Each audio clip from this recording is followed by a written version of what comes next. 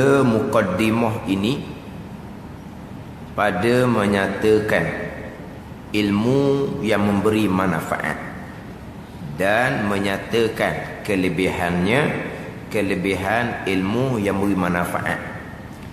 Jadi dalam kitab Hidayatus Salikin ini pengarang Syekh Abdul Samad Al-Falimbani mengatakan disusun dalam kitab Hidayatus Salikin ini satu muqaddimah, satu pendahuluan dipanggil.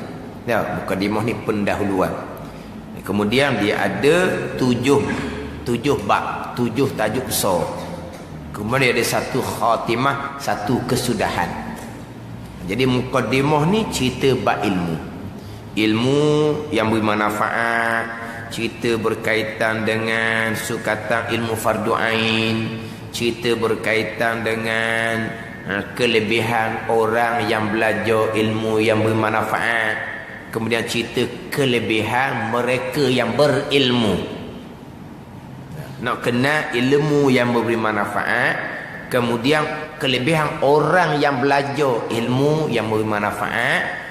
Bila belajar pandailah kelebihan pula orang yang berilmu yang memberi manfaat. Nak kenal dulu mana ilmu yang memberi manfaat. Kemudian kita pun belajar apa kelebihan belajar ilmu yang bermanfaat. Belajar pandailah, berilmulah kitanya. Apa kelebihan orang yang berilmu tu pula. Kemudian dalam kitab ni didatangkan berkaitan dengan niat belajar tu pula. Niat hak betulnya macam mana, niat hak salahnya macam mana. Belajar ilmu yang bermanfaat dah.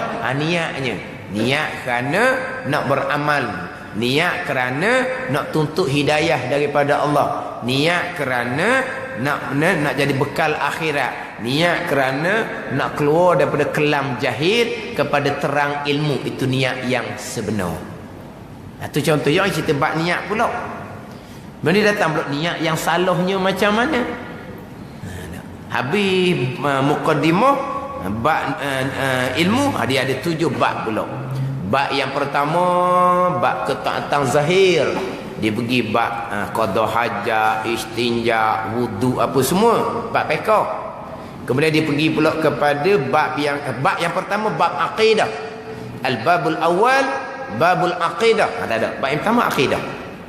Yang kita Hidayatus Salikin kita. Bab yang kedua masuk bab ketaatan zahir. Kalau kita bab fiqh nah. Bab yang ketiga cerita berkaitan dengan pelihara 7 anggota, mata, telinga, lidah, perut, kaki, tangan, kemaluan. Itu bab yang ketiga. Bab yang keempat didatangkan pula 10 sifat mazmumah. Riya, ujub, takabur, 10 semua sekali. Bab yang kelima masuk pula 10 sifat mahmudah. Jadi bab yang ketiga, keempat, kelima, bab yang ketiga berkaitan dengan 7 anggota, mata, telinga, lidah dan yang lain-lain. Masuk pula 10 sifat mazmumah, 10 sifat mahmudah. 3 bab ni ada dalam kitab Penawar Bagi Hati hak fardu ain tasawuf. Selesai bab yang pertama tauhid, bab yang kedua fiqh, bab yang ketiga, yang keempat, yang kelima ni tasawuf fardu ain. Bab yang keenam pergi kepada bab zikir. Pergi pada zikir. Tauhid kena kemah dulu, fiqh kena kemah dulu, tasawuf kena kemah dulu. Baru cerita bab zikir. Mari keinsafan nak ke agama dilopak ke zikir lalu dah. Belajar akidahnya tidak, belajar fiqhnya tidak, belajar tasawufnya tidak. Itu bukan Hidayatus Salikin. Hidayatus Salikin ni petunjuk bagi orang yang nak menjalani jalan akhirat. Ini petunjuk dia. Kena ikut petunjuk Hidayatus Salikin ni lah. Ni kadang-kadang baca kitab Hidayatus Salikin tapi tak ikut petunjuk dalam kitab Hidayatus Salikin.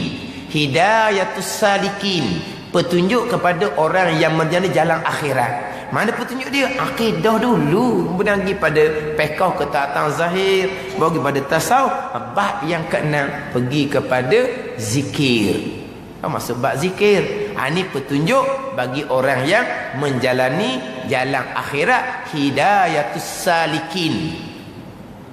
Tapi sebelum masuk kepada bab akidah, bab fiqh, bab tasawuf, muqaddimah nak cerita berkaitan dengan ilmu terlebih dahulu. Biar kena ilmu dulu. Sebab tu orang dulu punya pengajian, antara kita yang waktu dok tinggal, antaranya Hidayatus Salikin. Hidayatus Salikin di antara kalau waktu tu biasa ngaji kitab lah. Hak dia mana kalau kata tak ada dah waktu tu arwah dah. Kalau ada dalam almari dia kitab-kitab lama tu, kitab Hidayatus Salikin di antara kitab yang biasanya akan ada. Dah orang tua je belajar, anak cucu tak belajar. Akhirnya kitab tu terbiar je. Terbiar. Kadang-kadang sedekah ke orang pun ada. Dalam kitab-kitab lama dia kata, tak apa-apa tak guna. Kita tak belajar dia kata. Wi ke orang. Apa? Belajar setakat orang tua je. Anak cucu tak belajar. Jadi kitab tu wi ke orang, sedekah ke orang dia. Cuba tengok dalam tu. Antara kitab yang mesti ada biasanya lah, Hidayatus Salikin. Kalau kitab tauhid, Faridatul Faraid. Saya baca tadi, Pati Paridah. Itu Faridatul Faraid mesti ada. Kalau pekoh go macam kitab Muniyatul Musalli, kalau pekoh kitab Wisyahul Afrah, kalau pekoh. Tapi kalau tengok ada Matla'il Badrin, tu kira level tinggi rezeki tu. Sebab kalau orang sekolah zaman orang tua dulu, Matla'il Badrin tu kelas sanawi. Orang cerita orang tua dulu lah. Orang tua dulu tu dulu sungguh tu. Bukan sanawi kemudian. Sanawi dulu sungguh. Memang kalau pekoh dia bakar Matla'il Badrin. Hak senawi kemudian pekoh dia baca kitab Iqna, kitab Arab. Kitab Iqna, bukan beranak. Kita punya nama kitab pun selalu sebut dah. Iqna, beranak ke dia kata. Iqna kitab Arab. Tapi kalau orang tua dulu, kalau sanawi dia akan baca kitab Matla'il Badrin. Hak tu kitab yang tu ada. Tapi kalau tasawuf, inilah Hidayatus Salikin. Kita orang learning, mengaji, belajar. Tak ada kitab-kitab lama ni. Dia kata kitab ni kitab lama, dia kata kitab kuning dia kata. Kitab surah. Kitab kuning. Tak ada learning yang putih belaka dah learning. Kalau kuning hak kitab yang begitu. Hak kitab kuning tu kalau salah lipat, kita betul balik patah. Faham tak? Dia ketah tu. Dia akan jadi kelecah, faham tak? Dia akan jadi apa? Jelah macam Quran lama tu kan, Quran lama tu dia akan jadi rebih. Apa? Rebih apa? Gelar. Gelar. Lerah lain tau. Apa? Gelar. Macam ginilah. Oh dulu ramah dia kata. Lepas tu gelar apa seorang-seorang. Sama kat mana tu? Dia kata dulu masa mula belajar ramah dia kata.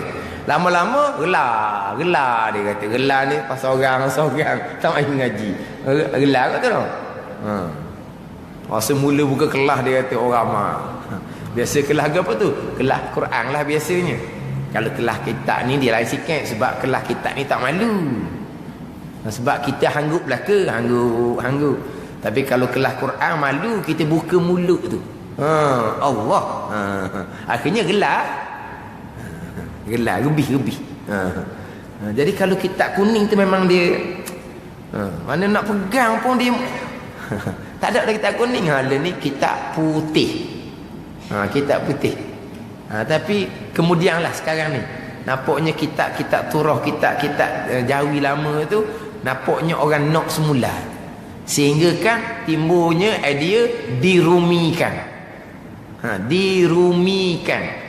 Apabila dirumikan maknanya ada permintaan tu, ada sambutan tu. Dia banyak dah ni, mana-mana kelas di Kuala Lumpur ke mana ke, tengok dia punya elan dalam FB tu lah. Oh kelas-kelas kitab-kitab lama belaka. Jadi nampak macam orang nak balik pada kitab lama. Sebab apa? Kitab ni lah yang memantapkan kita. Bukan jenis baca buku baru tu tak jadi gitu. Tambahan boleh lah. Sebagai penambahan tak ada apa-apa pun. Tapi tak ada lah, kita kena balik kitab-kitab lama yang penuh dengan keberkatan. Sebab apa? Sebab ulama-ulama yang karang kitab lama ni di kalangan mereka-mereka yang hampir hati dengan Allah Subhanahu wa taala. Orang sekarang ni menulis tu bolehlah menulis, tapi tukang tulis pun Boleh pakai retek, tak boleh pakai retek dia ni. Peseng tu. Orang dulu dah Syekh Abdul Samad Al-Falimbani, kalau tengok pada sejarah dia, latar belakang dia, tak boleh nak petikar dah lah. Ni. Kitab dia tu Salikin. Syekh Daud Al-Fatani, kitab Muniyatul Musalli ke apa ke, orang tak boleh petikar dah. Hidup sampai ke mati soleh dan diberkati oleh Allah Subhanahu wa taala. Kita sekarang hak hidup ni tak tahu lagi masa akan datang. Sekarang pun kadang-kadang macam-macam perkara dah di kehidupan kita. Mati tak tahu lagi mana. Kitab Faridatul Faraid Syekh Ahmad Al-Fatani, kalau kita balik, ni mudah je.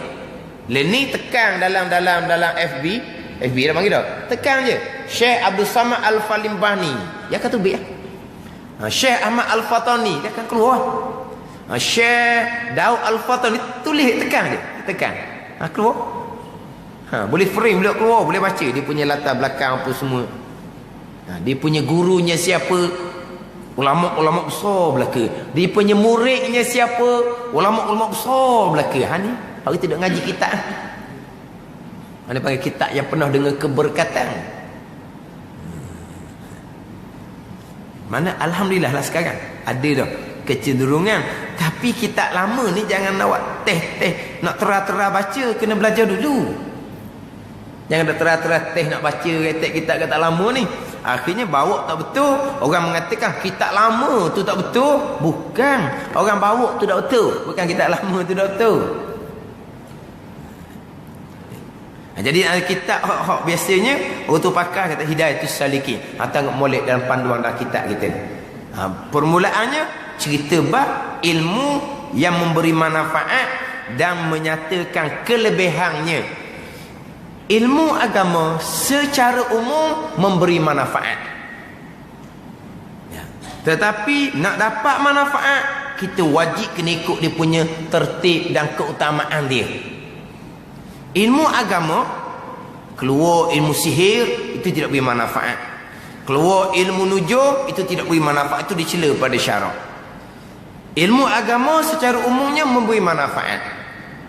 Tetapi nak dapat manfaat, nak boleh ambil guna, bawa dia takut akan Allah Ta'ala ni, wajib kena ikut tertib dia. Contoh, kita belajar ilmu fiqh, tasawuf, beri manfaat sebab bawa kita takut akan Allah. Semayang kita jaga ni sebab kita ada ilmu. Hati perut kita jaga sebab kita ada ilmu. Beri manfaat.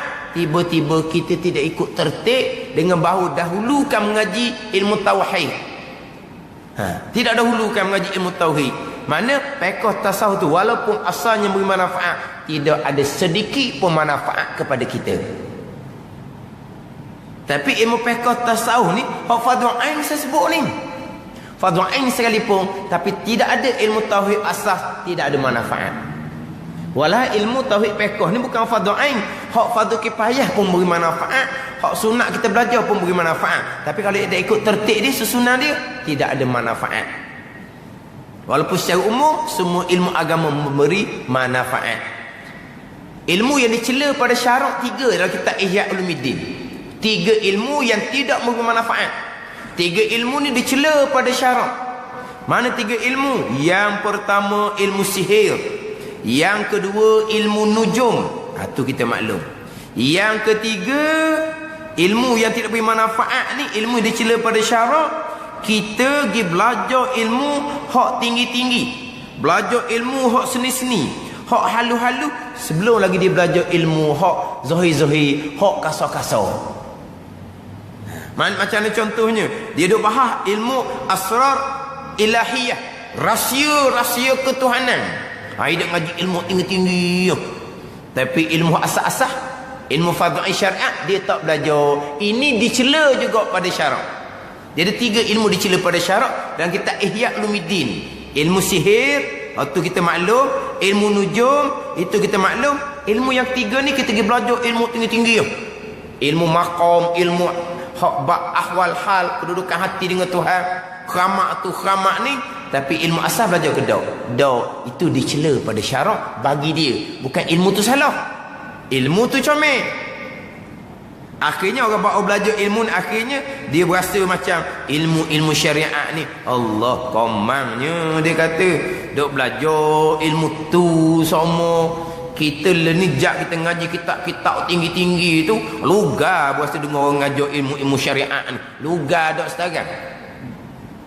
Faham tak lugar? Meluat. Lugar bahasa Terengganu tau. Ke bahasa buku ada lugar?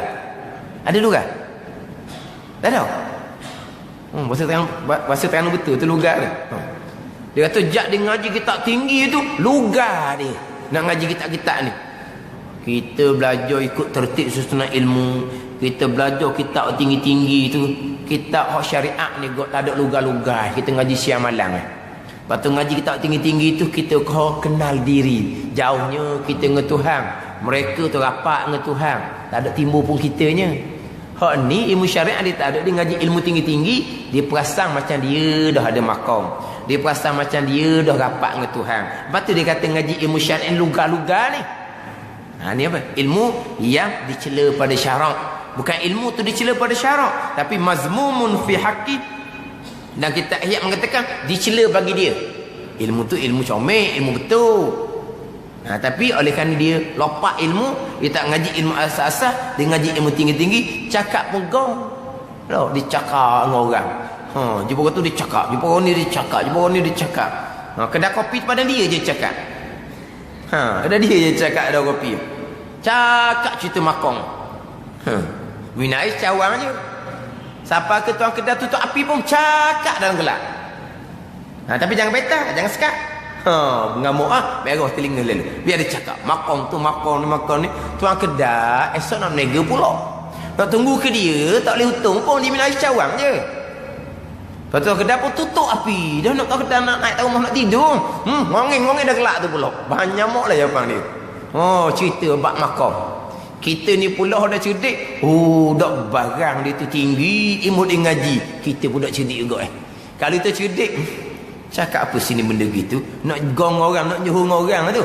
Layang apa rasa umpama tu. Kalau orang hak erti, orang tak erti, akak pula mau nampak dia barang. Tinggi ilmu dia.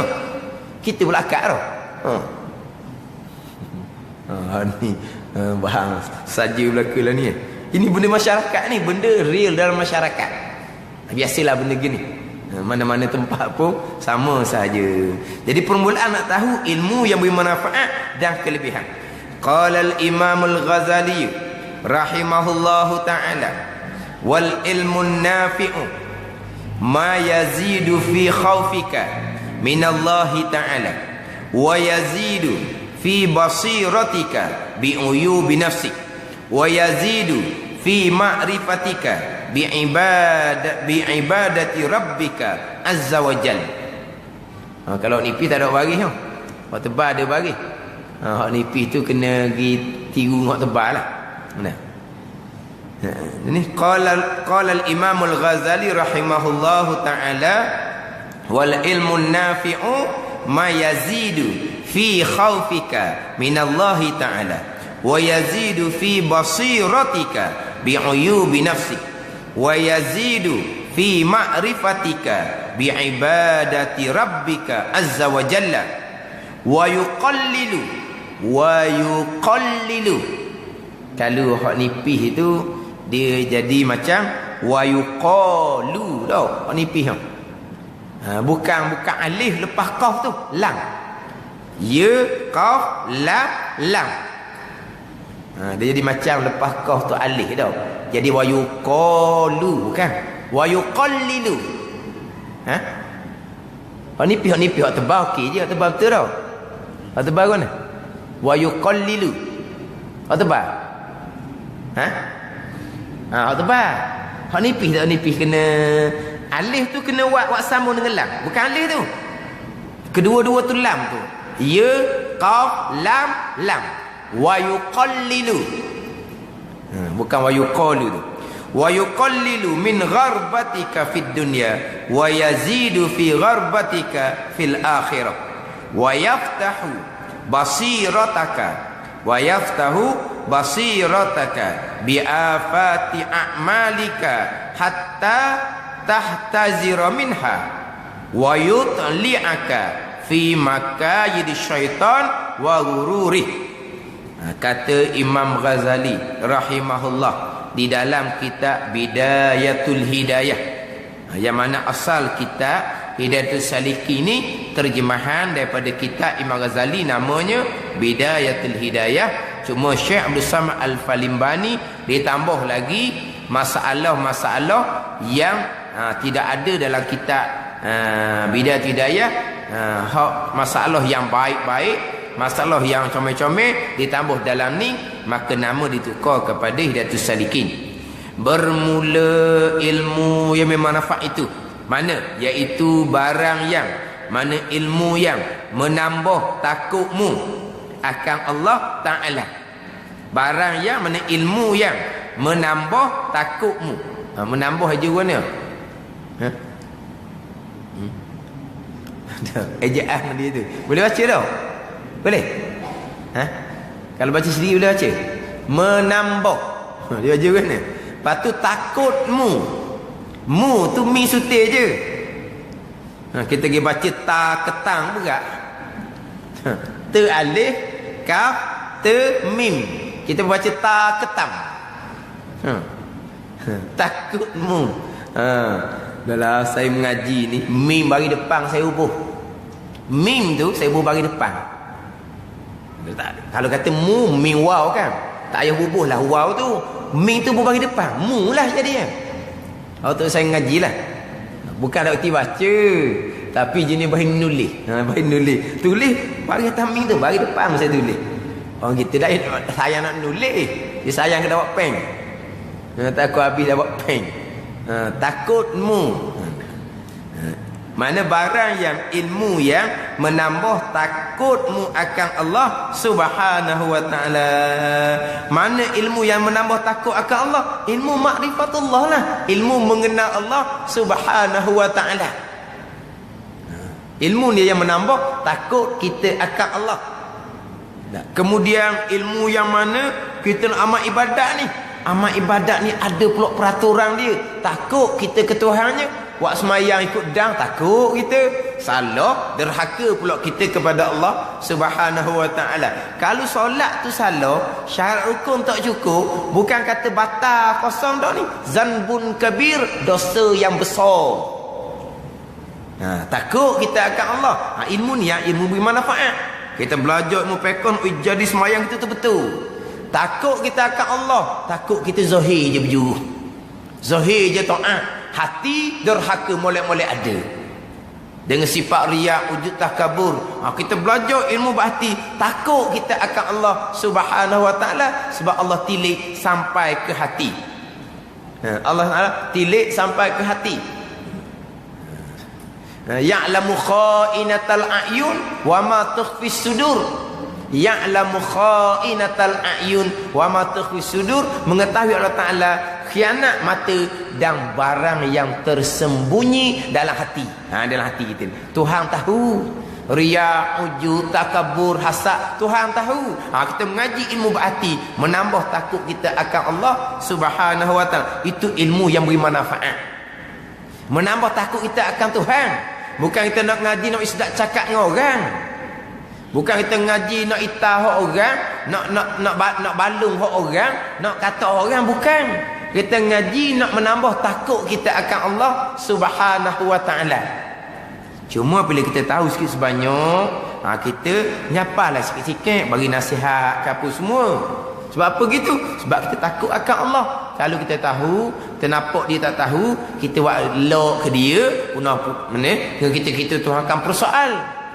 Kita pun takut akan Allah, kita pun nasihat sedikit sebanyak, terutama sekali lah. Hak tak ada timbul takut lah, tak ada timbul lah kita takut kat orang, hak mereka dia bertanggungjawab kita tu. Sebab apa? Sebab kita tahu ilmu, kita takut akan Allah. Jadi kita nyapa pada mereka yang bertanggungjawab kita. Sebab apa? Sebab takut kita akan dipersoalkan pada hari akhirat. Dan ilmu, ni ilmu yang bermanfaat lagi ni. Dan menambah pula di dalam melihat hatimu, dalam basirah, dengan kecelaan dirimu. Kecelaan diri kita. Ilmu yang menambah dalam penglihatan hati kita ni dengan kecelaan diri kita. Dengan kecelaan diri kita, kekurangan diri kita, itu ilmu yang memberi manfaat. Mana pun ni ngaji hak perbaiki diri lah.